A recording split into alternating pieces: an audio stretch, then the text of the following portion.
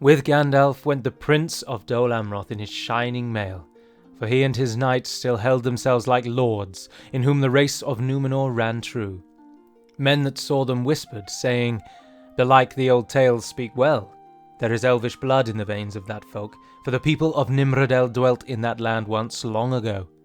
And last and proudest came Imrahil, Prince of Dol Amroth, kinsman of the Lord, with gilded banners bearing his token of the ship and the silver swan, and a company of knights in full harness riding grey horses, and behind them 700 of men-at-arms, tall as lords, grey-eyed, dark-haired, singing as they came. And lastly, the final passage of the tale of Amroth and Nimrodel. From helm to sea they saw him leap, as arrow from the string, and dive into the water deep, as mew upon the wing. The wind was in his flowing hair, the foam about him shone. Afar they saw him strong and fair, go riding like a swan. Indeed, we rejoin Dol Amroth in a brand new campaign, as unfortunately the last one did crash. A vote was posted, and it was remarkably close, with nearly 4,000 votes cast and only 100 separating the two options. And thus I've taken the decision to go with what I wanted, as the vote was so close that there was not a majority win. And I've taken the view that therefore the best thing to do, and the most enjoyment you will gain, is from watching me play a campaign that I'm very keen to play. And thus the Dol Amroth campaign continues, but of course from a new start. My Gavanen Melonin, and well met indeed. I'm Arachir Galadurthan, head of the modding team behind Divide and Conquer, and welcome back to Middle-earth Total War, otherwise known as Divide and Conquer, as we continue, or start again, as Dol Amroth. Now, the purpose of this playthrough is twofold. Number one is, of course, to bring you some light entertainment here on YouTube, as we delve into the world of Middle-earth and we look at some of the more unknown nations, in this instance, Dol Amroth. And the second point of this campaign, as you should now well be aware, is to see if the general changes in version 5 have caused any real substantial change to Dol Amroth. This is an absolutely wonderful opportunity to play a campaign again, but with markedly different setting behind it this time, and to see if it's made the campaign easier or harder, or how it has affected it. So before we go into it properly, I just want to list some of the major changes from the campaign that unfortunately crashed and this episode, this series. First and foremost, of course, is we are now playing in a time without the barracks event, which is quite unique or Dol Amroth have quite a unique take on that, because for Dol Amroth you have your barracks and you have your ranges and you have your stables. You will note that there are only two tiers of each, with the prince's stables being your second, and in the barracks you get the guard barracks as your second. Your elite units then come from a building called the Knights' Lodgings, which requires both the barracks and the stables in order to build. And this then gives you all of your elites: Knights of the Silver Swan, Tirith Ayar, Talon Knights, and Tirith Ayar Wardens. Of course, the Tirith Ayar units are restricted to Dol Amroth, but in a change from the previous version, the Knights' Lodgings is available everywhere, as are the Knights of the Silver Swan and the Talon Knights. They are no longer restricted to your homeland. That is one key change. The second major change is that the Ardenaim from the south, they no longer have an invasion script against Dol Amroth or Gondor. It has been removed from the game. So we will not have to rush their capital in order to shut it down. We can play this as a sort of normal or quote-unquote newcomer would play it, without thinking, oh bugger, I need to rush their capital. You don't need to do that anymore. They no longer have an invasion script. They are still, however, at war with you at the start of the game, as you can see here. It sets itself up there. Now, unrelated to Dol Amroth, really, but if you play as Dol Amroth or Gondor, the Ardenaim will be at war with you. But now, in version 5, if you play as anyone else, the Ardenaim are neutral with everyone around them, and they've been set to dislike everyone around them as well. So they don't get on very well with Harad, even though they're currently allies. But because they're allies, their relations will only get better. So that's the second key change. The third, of course, is that the charge values throughout the game have been altered, and lots of units now have slightly different charge bonuses than they had before. This is primarily noted for Dol Amroth in their cavalry, because they now have the best charging cavalry in the game. Dol Amroth is arguably the worst nation to show off the changes to the charge bonus, because Dol Amroth have been deliberately enhanced. Everyone else has very average charge bonuses, really. As we saw there, the Gondor Cavalry Militia now only have a charge bonus of 6. Which is low for a cavalry unit. It's very, very low. So if I were to play as anyone else, my cavalry wouldn't have charge values of 10, 11, 12, 13, 14. But you'll note that when I clicked on the squires, they now have a charge of 11. So Dol Amroth has got better cavalry to charge into the enemy than it had before. But the key changes, though, no barracks event, no Ardenaeum invasion, cavalry charge bonuses have been altered. The fourth one is that all barracks buildings now give a unit straight away as soon as you build the barracks. With this is most notable in the fact that I can get Haven Guard straight away here, although actually I think at turn 1 it doesn't apply. No, yes it does. Yes it does. So now if I were to build, for example, the Fiefdom Barracks, I would be able to train one of all of those units straight away. I don't have to wait for them anymore. Not many units or many buildings in the game actually had this, but all of them that did have been removed. The only units that now you have to wait for them to sort of respawn enough are bodyguards. So Royal Swan Guard, as being noted right here, they're not available yet. Bodyguards, you have to wait to accrue them. Everyone else is now available straight away. Now, this is subject to some tweaking. There might be some units that it's very important that they not be available straight away, lest they cause horrendous imbalances. But on the whole, this is going to stay for most nations. So that gives us a little bit of a military boost as Dol Amroth. The other great change, of course, or major change, is Etheland. Etheland now starts with Dol Amroth and has all of these pre-built buildings. So you get a market, you get some farms, you get a meeting hall, a library, some roads, a smoking house, but most importantly, you get a dockyard. A dockyard is the second tier of port. It's the third tier of port. I thought it was the second. It's the third tier of port. So reflecting the fact that Etheland's sole purpose throughout its entire existence until it was abandoned was as a port city, we have put a port in it. So Etheland now starts better, but it doesn't make you loads and loads and loads of money. It will do in time, but at the start it doesn't change it all that much. The key difference is you don't have to waste any time chasing down Etheland. And also you get a couple of Nimrodale Mariners to start you off here as well. And the culture in the city has been boosted up to 80% Dunedain and 20 Elven, so that the Nimrodale Mariners are free upkeep straight away. Barragund there is currently free. So those are the key changes. The difference we will likely see then in this campaign, number one, is that the Ardenaeum will not settle along the western coast of Gondor. They will absolutely sail troops at us, and we will still have invasions. That is how the AA play. But we won't have the scripted invasions anymore. So now it's just you've got to be on guard for normal invasions. That's one of the key changes. Second, our cavalry is going to be better, and we are able to get elite units far quicker than we were before. So those are the major changes for this one. Primarily, though, I wanted to play as Dol Amroth again. Apologies for the very long introduction. The video will be longer anyway, so you can skip if you like. But primarily, I wanted to play as Dol Amroth again because I was really enjoying playing as Dol Amroth, and I was so disappointed that it crashed. And I want to see the game through. That is my primary motivation. The secondary is I can't pass up the opportunity to see if the changes we have made have improved or worsened the situation. Now, I should imagine they have made it easier. But of course, the only way we'll really know is we have to hope that Khand do not side with the Blue Wizards, because if they do, the Dol Amroth campaign is usually quite easy anyway. Well, easier. You do still have 4 enemies. You have more enemies at the start of the game, you and Gondor, than anybody else. And when I say enemies, I mean enemies that will actually do something. And some other nations might have more than 1 or 2 or 3 enemies, but they probably aren't actually going to cause any threat. But for you, they will. So there we are. Those are the changes, off the top of my head, the major changes to Dol Amroth that I can think of at the moment. So without any further ado, let us just dive in. So we've got 18,000 gold coins at the start, although you will note that our ships need retraining, which is disappointing. We do get a better fleet there under Admiral by Meldir, Admiral Pellender. Oh no, they're identical. Sorry. So you get 2 pretty good starting fleets, actually. Now, first thing we're going to do is pull these troops out of Etheland.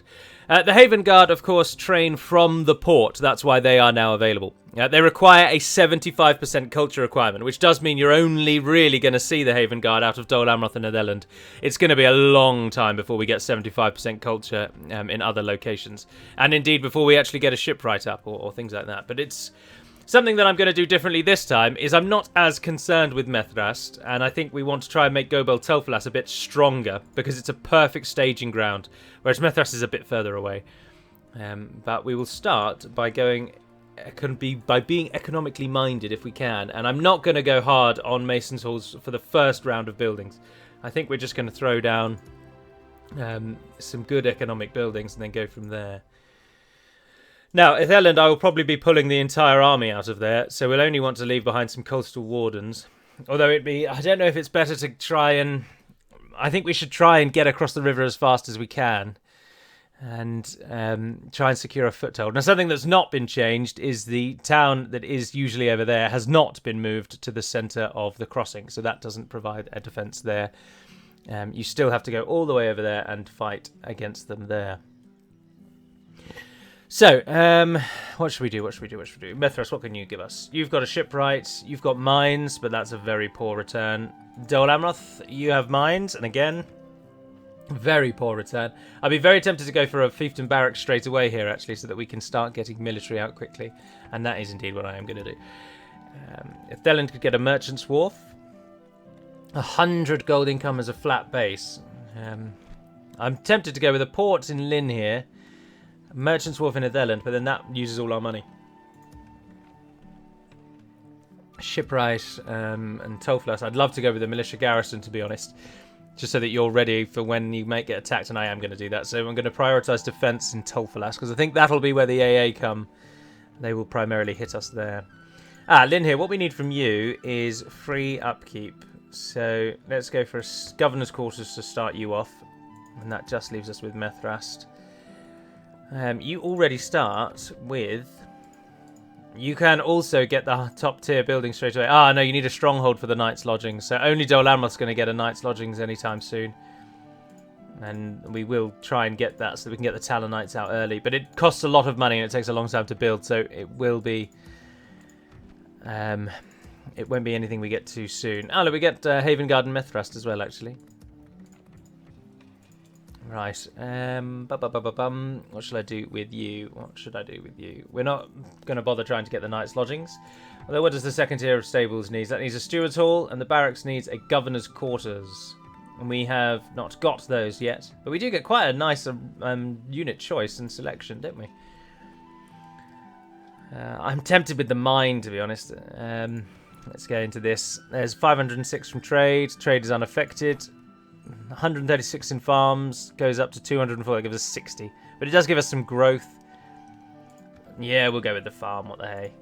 What the hey diddly hey. Right, we've got some units in the fort there with Istion. Obviously, Imrahil is in that fort. We won't leave Imrahil in a fort. We'll pull him out.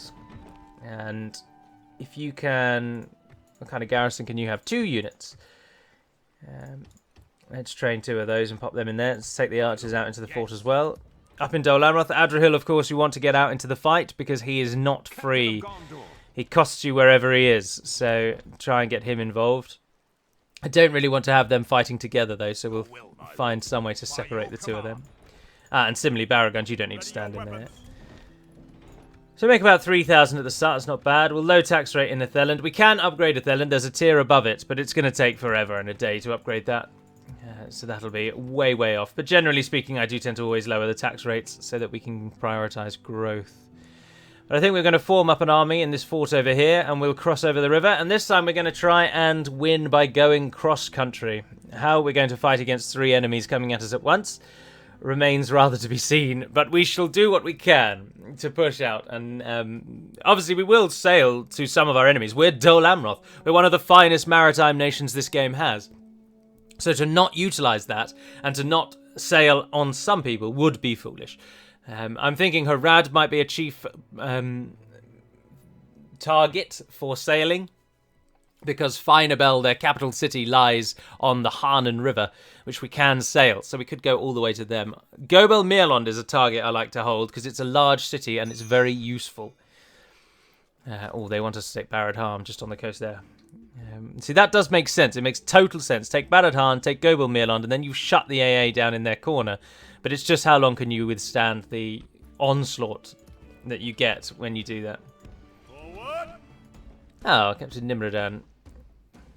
Yeah, go on. Let's use the cavalry to show this fool how Dol Amroth fights. I can't show you Istion's unit card till we're in. So he's got 2 units of Azrael Raiders, 1 archers, a warriors, and a crossbow. So the crossbow needs to go down. Don't let them any further. But it'd be good to get rid of him. They'll be causing devastation at the moment and shutting down the site from our tower, which isn't very good.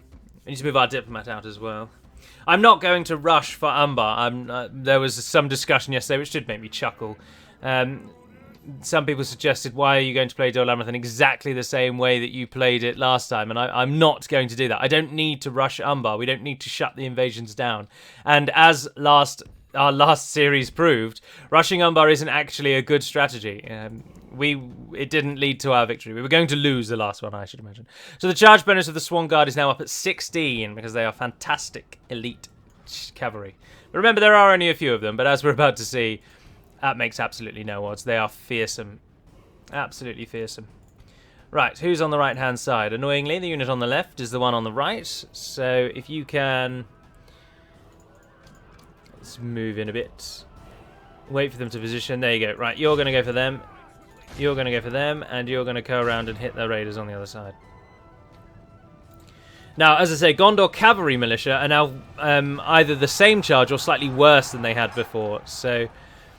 they are the unit we don't really want to be using to charge into the enemy, but any cavalry is good cavalry, as Dol Amroth. Look at the Royal Swan Guard. The change to the Royal Swan Guard's charge will make basically no difference. They will be as godly as they were before. They're a very, very powerful unit because they're fast, you see. They get... the speed allows you to nip them all over the battlefield very quickly. The problem with Knights of the Silver Swan is because they move so slowly, it takes a long time to be able to get them up to speed to actually hit anyone with any serious degree of damage or threat. Because they need a lot of time. Units do have a charging distance, and if they're not given that charging distance, they won't get their full charge bonus. And the Knights of the Silver Swan run so slowly that you really have to run them away, and it just means it takes a lot longer to use them to full effect. Whereas Royal Swan Guard are nippy little blighters, and it means that you can just harass the enemy non-stop. And Istian, or the fellow from Lost, I don't know his real name. He's also in Red Alert 2, isn't he? I got that wrong last time, didn't I? I said he was in Command & Conquer, but I don't think he's in Tiberium Wars? What's the third one called? I'm sure it's Wars. I don't think he is in that. I think he's in Red Alert. Aha! The warriors. Alright, you guys are ready again. Go back on those crossbows. And cavalry, in we go. I need to get more cavalry this time as well. That's one of the key reasons I feel my last attempt as Dol Amroth went so poorly, is I didn't utilise our best asset, which is our cavalry. We do arguably have the best, if most expensive and longest to recruit cavalry in the game, so we should use that. We'll never have the cavalry armies that Rohan has. You'll never have an army of all cavalry unless you're really late in the game. But the cavalry that we do get is very powerful, and we should utilise that to the fullest extent. Right, both of you can finish off those warriors again. Oh, Istian has taken a loss. He's not doing as well against these crossbows as he did against the archers. He's cut the archers in twain, but the crossbow's not getting the same. The lances are down. In they come. Oh, that's much more like it, isn't it? You can hear all the crossbows winding up. Remains. They're not going to shoot at you from point-blank range. No, I was going to say. That'd be bloody ridiculous. Our cavalry didn't do very well at all. The warriors must have changed targets and the cavalry wigged out. The crossbowmen are down to 53. Istian still on 13 men. He's doing all right. You guys run over there. Oh, and of course, the other key difference with this Dol Amroth campaign is that the crash of hovering over and around the Dol Amroth region should, touch wood, fingers crossed, and all the superstitions one can muster, should have been removed from the game. That problem seems to have been fixed. We're not sure what caused that problem. Absolutely no idea at all. It's the most bizarre crash I'd ever come across in my life. But from reports from our testing team, it seems to have been gone. So hopefully that is true, and we will see that in this campaign, which would be good. Nothing worse than your campaigns crashing.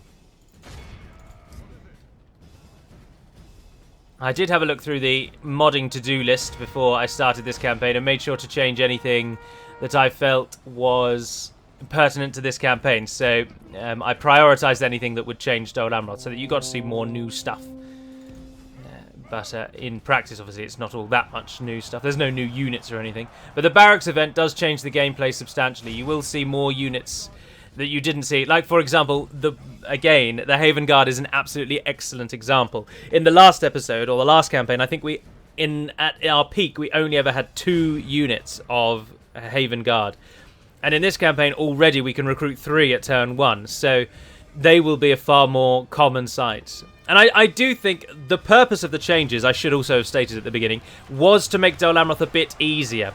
Dol Amroth was hard in a way that no one really finds joy in winning. It's hard in the kind of way that Legend will find all the ways he can cheese it because he thinks otherwise you just can't win.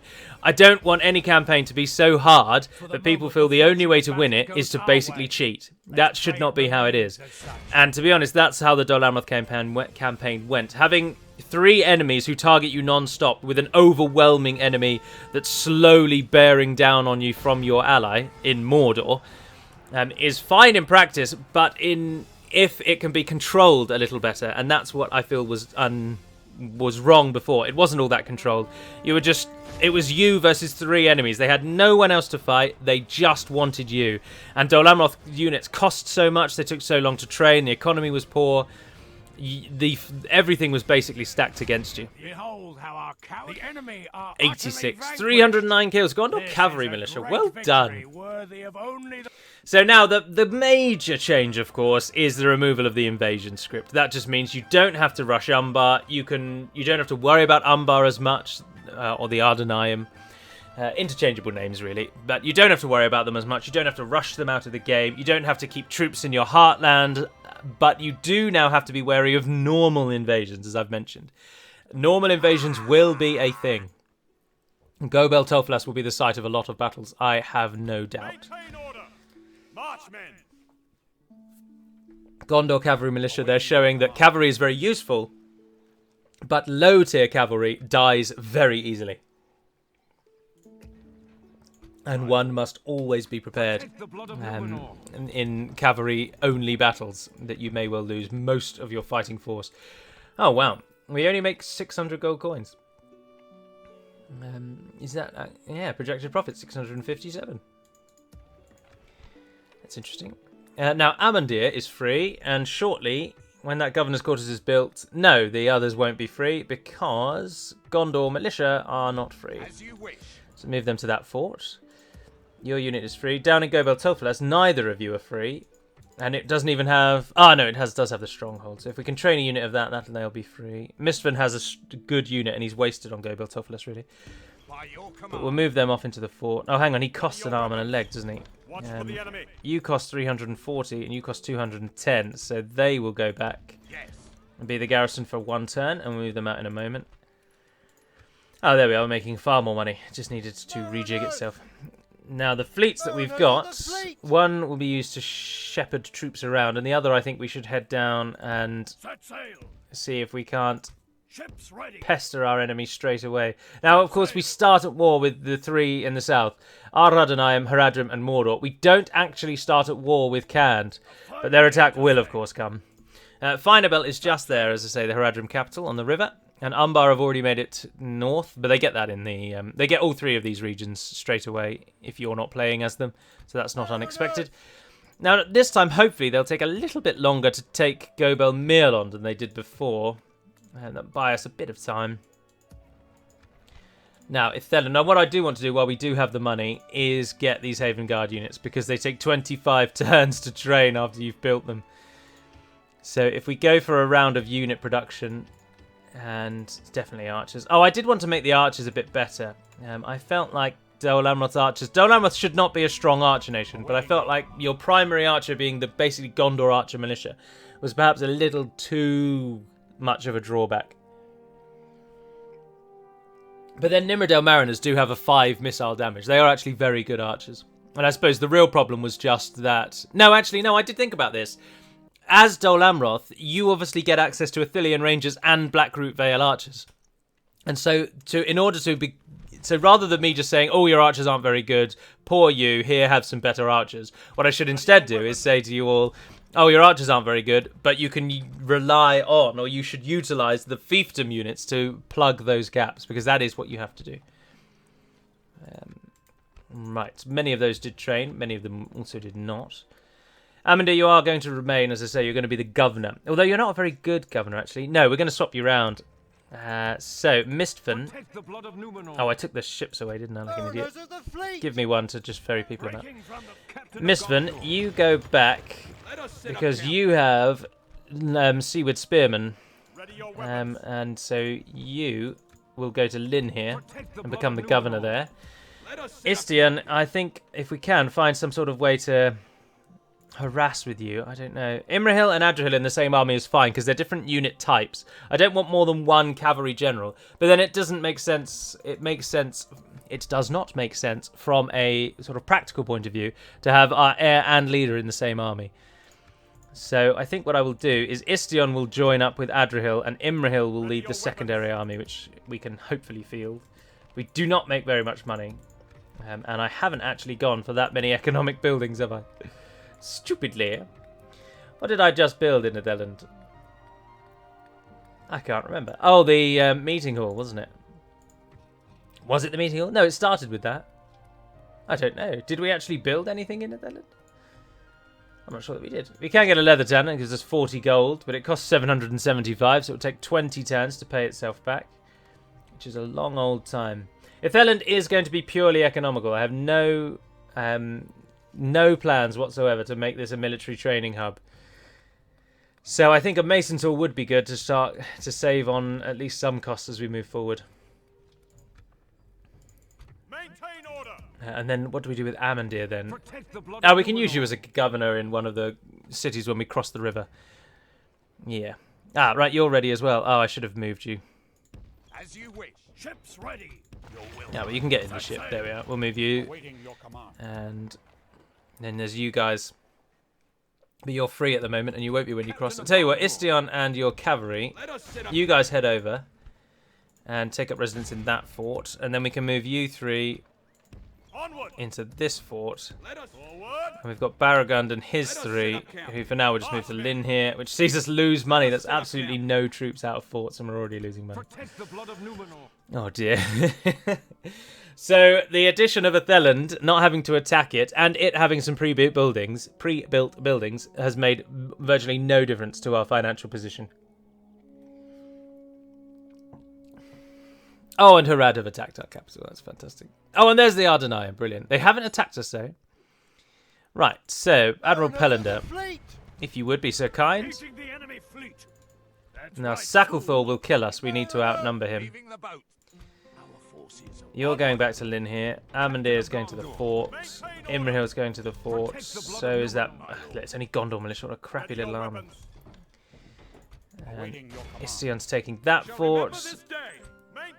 Now, Baragund, your army is a very good defensive army.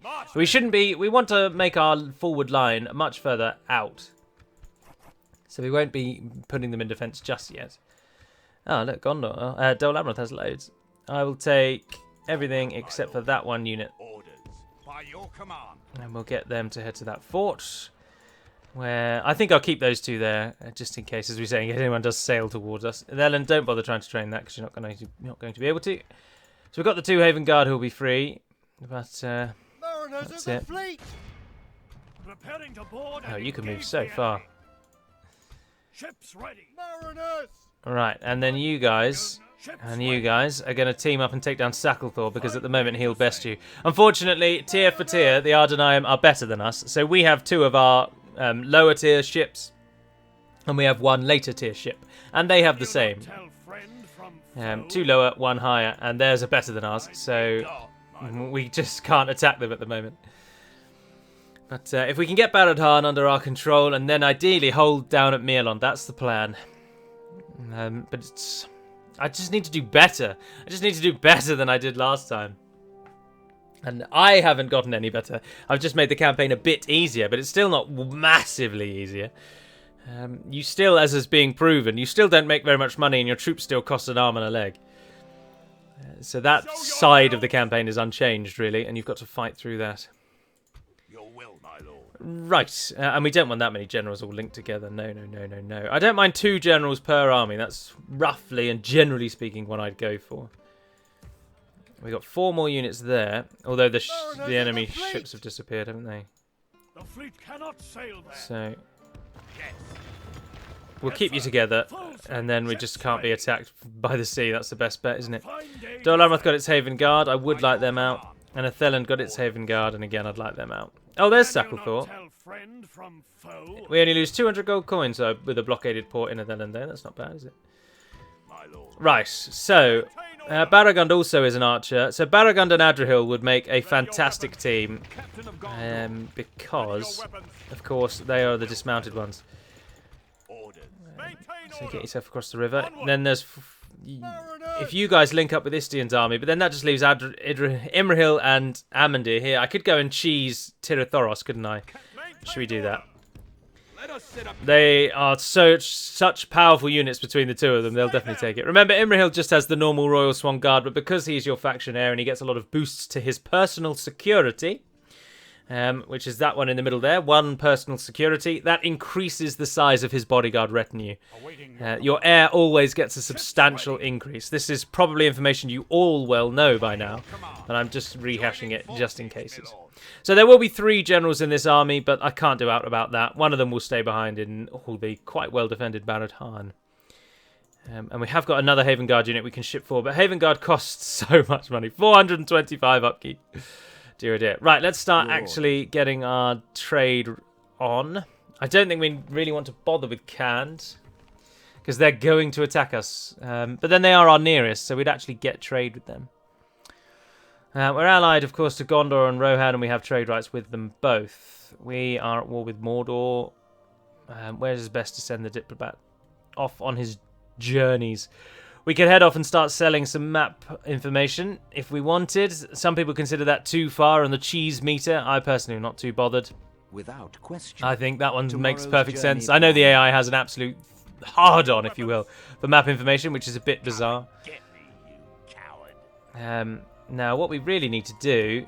I don't think our army's going to make it in time, and if they attack us in the fort, then... Do you lose fort battles if they take the square? I can't remember.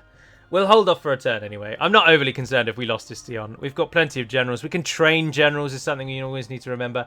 Granted, they're 24 turns away, but you can still train them. And we get adoption offers all the time. But again, I'm preaching to the choir when I say I don't mind having generals killed, because I kill them all the time. And regardless of how important they are, if they're a general in my army, they're likely to die. And Istion may well indeed be the first, because unfortunately the enemy did attack us. Alright, Captain Belzagar. We fight to the death then. Now, this is a Gondorian fort, which is a fantastic battle map. Which is a fantastic scene. It's a wonderful little battle map, and it should have quite powerful towers.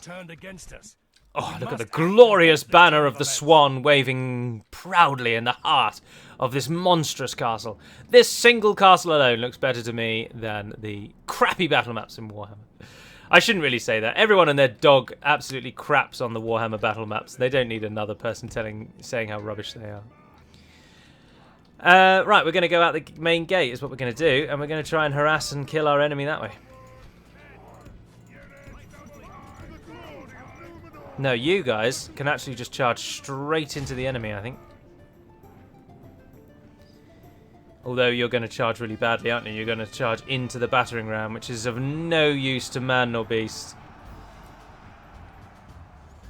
But it's totally broken up the enemy's charge and has allowed the Gondor Cav militia to get out. Pull down over here. Charge into the large mass. You guys go for the Azrazayo warriors. Oh, that was a lovely blanket of hitting on the flank there. Right, out we come again. Now, this is again the problem. Well, not again the problem. Cavalry militia just has such poor armor stats. Armor is so important for cavalry because it stops you dying when you charge headlong into an enemy. Newton's, which law is it? If object A exerts a force on body B or object B, then Object B exerts an equal yet opposite force on Object A. I don't know which law that one is, but it's one that I've always remembered because it's very important to learn, I think, just for in your everyday life. And what it basically means is the harder you hit something, the more damage you will take. And so as a cavalry man, as a mounted warrior of Dol Amroth, you want to be ensured that you're wearing heavy armor, so that when you take the full force of your charge basically back against you, you can survive it. Now, of course, it isn't actually Newton's laws that are killing you when you charge into the enemy, it's the weapons of the enemy. And that's what the armor, of course, is to protecting you against. Are our towers firing, do we know? Are you shooting? No, I don't think they are. I was rather hoping they would apply.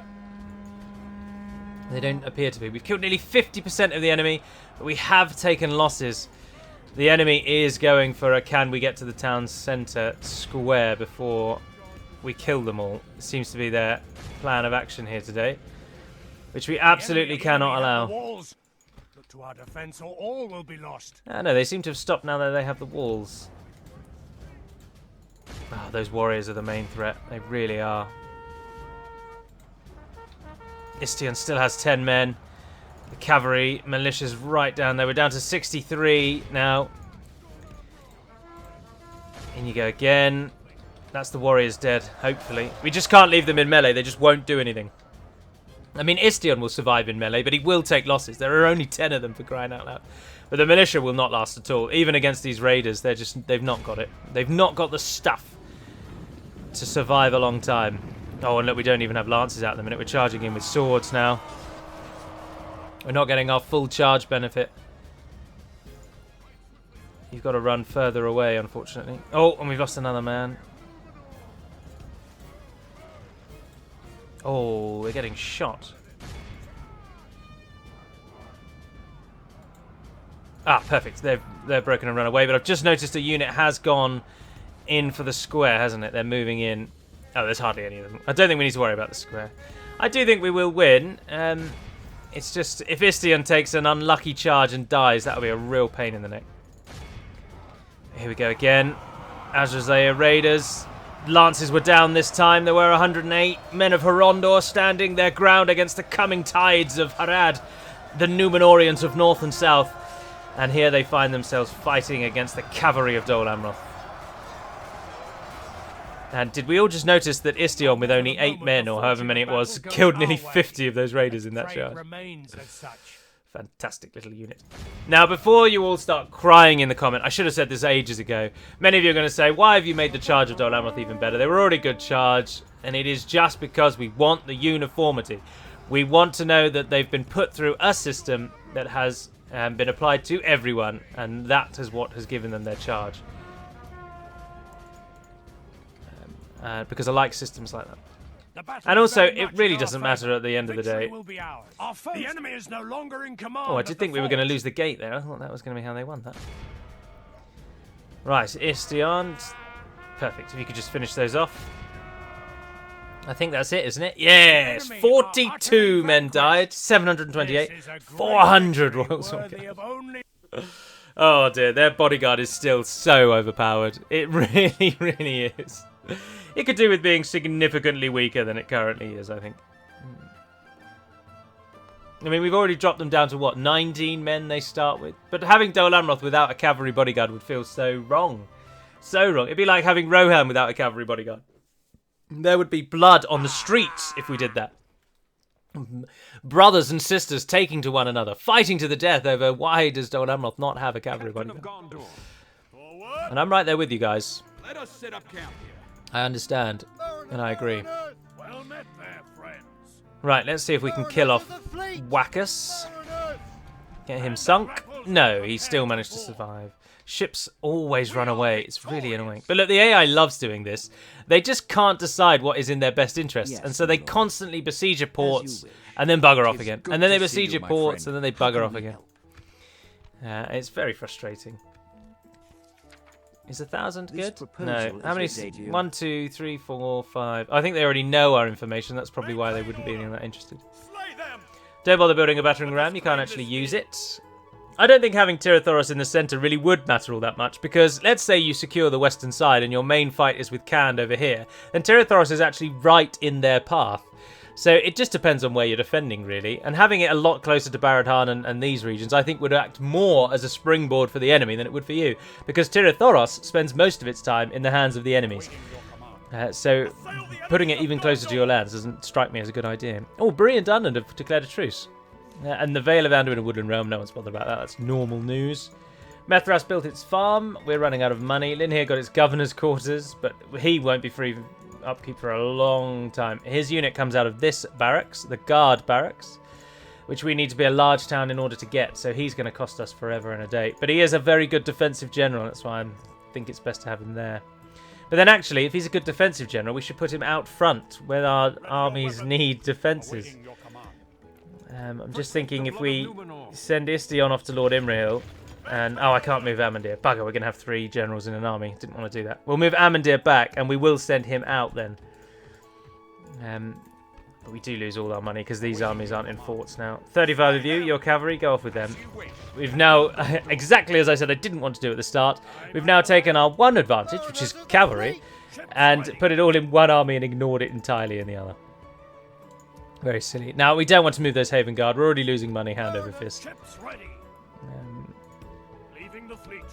So we won't do that. Unfortunately, we can't merge 2 admirals together. It's a really, really annoying feature of Medieval 2.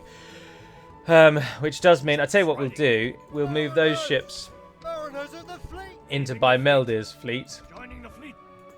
And Pelendur can act as our sort of ferry, and Bymeldir can act as our defensive fleet. Once they've stopped shouting, "Mariners of the fleet! Mariners!" We're only a turn away from our fiefdom barracks. It won't give us any money, but it will give us at least some more troops, which we can't train because we have no money. We'll have Tirathoros, we'll have Baradhan, and we're off with our diplomat, aren't we? We're going to go and sell information and get trade rights, most importantly. But I think this turn may well be the last. I think I started recording about 5 past. So this is likely to be the final turn of today's episode, episode number 1. Now, contrary to previous installments, because this does feel like a continuation and not a true restart, I have not recorded episode 2 and 3 back to back. So I will see your comments before recording episode number 2. But we will end on this victory because it's going to be an absolute doddle of a victory. Oh, the other major change, which won't really apply to Dol Amroth because you don't get many mercenaries, is of course that the mercenaries work properly now. So we should get mercenaries in more regions than we did before. We should notice they're more readily available. The nearest mercenaries for Dol Amroth are Blackroot Vale Archers, Ithilien Rangers, and Horondor Mercenaries. Right, Imrahil's the one in the middle with the absolutely gigantic unit size.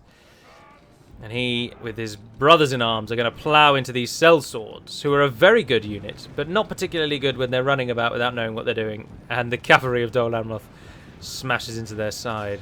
Although, having said that, we didn't actually get a charge bonus in there, did we? Because the enemy was coming through the gate. But at least we didn't take any losses. Right, let's pull back and let them come out of the gate then. Otherwise, we won't get our charge and it just won't do anything. Now, they did attack us, so they have actually got to do that. But we're just waiting for them to do that. There we are, now they're on for it. Right, come out of time 6. You and you, go for the one on the right there, or the left there, and then Imrahil down the middle. And they're grouping together, so actually you're all going to hit at the same time. Which is glorious.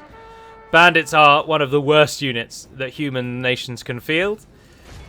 And they stand no chance against the Royal Swan Guard. Ah, this is something I can show you as well. I've finally implemented what DCI Last Alliance does, and I've put the description of the effects in the battle. Now, I've only done it so far for the Iron Fist, and I've also edited how Iron Fist works. So now, you can clearly see I've got 3 uses. It's 150-second cooldown, and what it does is 150% combat effectiveness for 30 seconds, so all of my armies fight better for 30 seconds, and you get a permanent one-off fatigue reduction.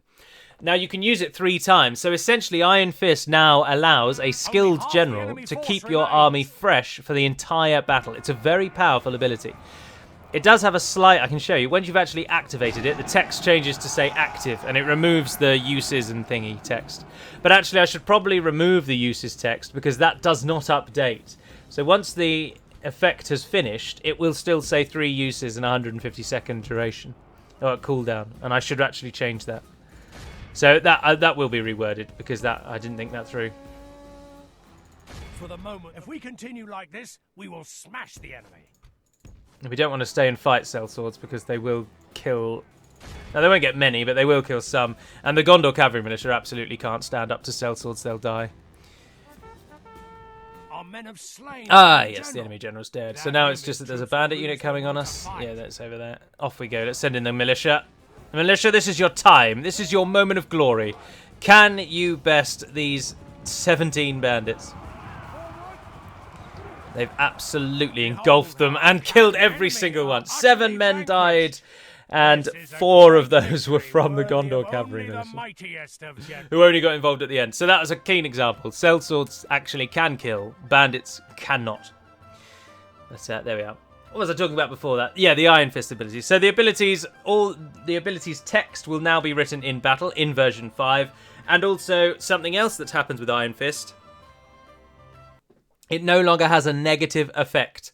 So, for some reason, when all of the effects were set up in Third Age Total War, the creators decided, the Third Age Total War team decided that battle abilities should have a negative effect. I disagree with that entirely. Often it therefore means that it is not worth doing it. So, for example, Iron Fist used to reduce your fatigue for the 30 seconds that you fight, but then when the 30 seconds ends, that fatigue reduction is taken away and additional fatigue is then added. So for 30 seconds you fight better, you fight with actual combat effectiveness being better, which means you do more damage, and you have less fatigue, so your units are fresher. But then as soon as those 30 seconds are over, you lose your combat boost and all of your units take a huge fatigue hit. I just don't think it's worthwhile. It wasn't a good ability. The fatigue reduction was such that it meant why would you bother ever doing it? Unless it was right at the end of the battle and you think, I just need one push to break the enemy.